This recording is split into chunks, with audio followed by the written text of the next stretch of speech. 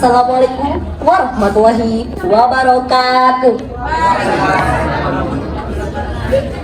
Yang saya hormati Ibu Bapak Dewan Juri, perkenalkan nama saya Abi Raditya Ahmada dari Seminari 1 Bayan.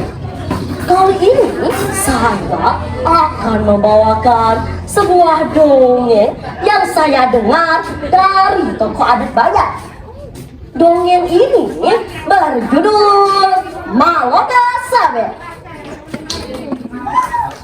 Oh, mantap. Alkisah di sebuah desa di bawah kaki Gunung Rinjani di daerah Bayan. Hiduplah seorang yang terhormat di kalangan warganya. Namanya Maloka Sabet. Ia adalah tokoh adat tempat warga bertanya. Namun di balik ketenangan wajahnya, hatinya bergejolak. Apa gunanya dihormati jika tidak memiliki banyak harta? Saya ingin mencari orang kaya. Begitulah bisiknya pada angin malam. Suatu hari, ia pun memutuskan untuk pergi bertapa mendaki gunung Sangkarean. Melangkah melewati kabut tebal, mencari tempat bersemedi. Berbulan-bulan menunggu kedatangan sang penjaga alam. Tiba-tiba, wush, angin berembus kencang dan sosok makhluk gaib seekor kuda bersayap berkepala manusia berwujud perempuan. Rambutnya terurai rapi, terpasang mahkota di atas kepalanya, bak bidadari yang baru turun dari kayangan. Ialah kuda Sembrani. Wahai manusia, apa yang kau inginkan sehingga kau melangkahkan kaki ke tempat yang sunyi ini? Ampun, wahai sang penjaga alam, aku lelah hidup dalam kekurangan. Aku ingin mengubah nasibku. Berilah aku kekayaan agar aku dapat mengubah nasibku. Apakah kau yakin seringkali kekayaan akan membuat manusia menjadi sombong? Aku yakin, wahai sang penjaga alam. Coba Maloka Sabet. Maka pulanglah ia dari tempat pertapahannya. Betapa terkejutnya ia setelah hari demi hari ia lalui. Ia selalu ditimpa oleh kekayaan yang melimpah ruah.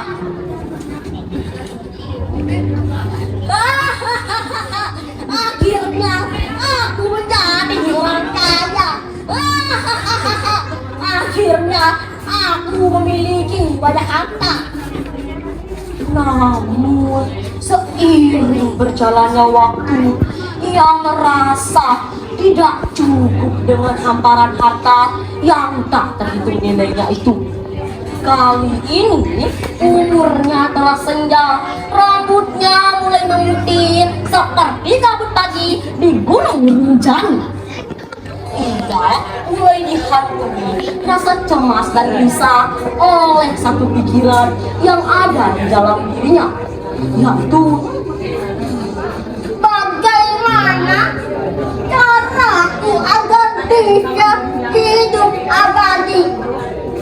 Akhirnya ia pun memutuskan untuk pergi bertapa mencari hidup abadi ke Gunung Barujari, anak dari Gunung Rinjani. Melawan terik panasnya siang dan dinginnya malam, berbulan-bulan menunggu kedatangan sang penjaga alam. Tiba-tiba, muncullah sosok makhluk gaib itu lagi, yaitu kuda Sembrani. Wahai manusia, bangun hendak matamu. Apa lagi yang kau inginkan? Bukankah kau sudah bergelimang harta? Untuk apa bergelimang harta jika akhirnya juga mati? Wahai makhluk yang penjaga alam, aku tidak ingin mati. Aku ingin hidup abadi. Bukan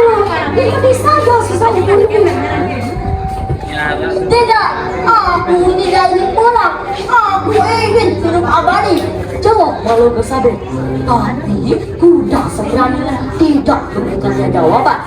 Setelah berbulan-bulan tidak mendapatkan jawaban, ia pun memutuskan untuk pindah ke Gua Susu, melanjutkan persemediannya, meminta untuk hidup abadi. Sesampainya di sana, ia pun kembali bertemu dengan kuda sembrani. Malu kesabet memohon permohonan yang sama, namun kuda sembrani masih belum mengabulkannya. Hingga hari demi hari berlalu, bulan demi bulan, Malu kesabet tetap khusyuk bertapa, meminta untuk hidup abadi. Melihat ketujuan Malu kesabet, kuda sembrani pun mendekatinya dan berkata, "Wahai manusia, bangun dari kelamatan."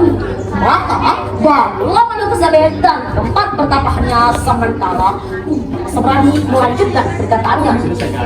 "Aku akan mengabulkan permohonanmu, namun kau harus siap menerima konsekuensinya." Tapi kuda sembrani tidak memberitahukan apa konsekuensinya. Malu kesabet hanya menjawab, "Aku siap." Melihat keteguhan yang bercampur dengan keserakahan itu, kuda sembrani berkata,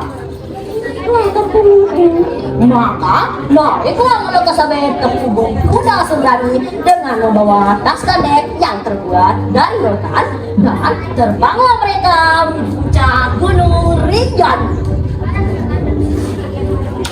Sesampainya di puncak, kuda sembrani berpesan, "Turunlah, bersilalah menghadap Gunung Rinjani."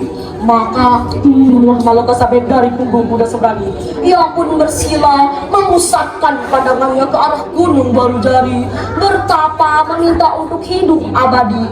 Sementara kuda sembrani hilang entah kemana. Seiring persemedian yang begitu lama, ia tak sadar raganya sudah mulai ditumbuhi oleh lumut. Kedinginan di malam hari dan kepanasan di siang hari. Ia tak sadar raganya sudah mengeras dan kaku hingga akhirnya berubah menjadi batu.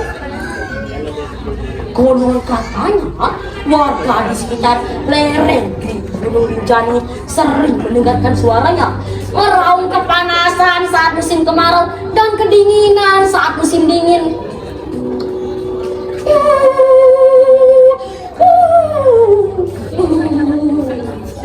Kekala hidup Malu kesabet menjulang tinggi di puncak Gunung Rinjani. Sekian dari saya.